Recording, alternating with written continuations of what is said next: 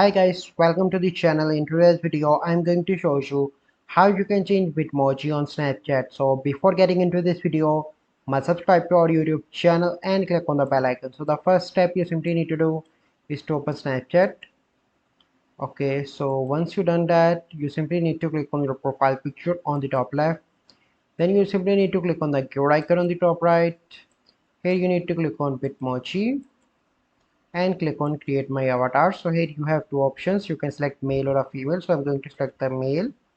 And here you can select the skin tone, so I'm going to select this one. You can select hairstyle, so let me select some, either is hair color. Okay, so let me select the this one. Okay, or I think a black one may be good.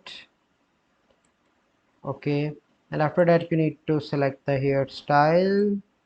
So I think this looks good. Okay, and hair treatment you can do as well, and here you can see if you want to add a beard or okay, and this is facial hair color.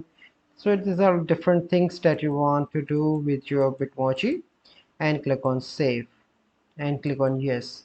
So here you can see that. So I hope you find this video helpful. If you find this video helpful, must like this video, subscribe to our YouTube channel for future videos. We'll see you in the next video. Thank you, have a good day.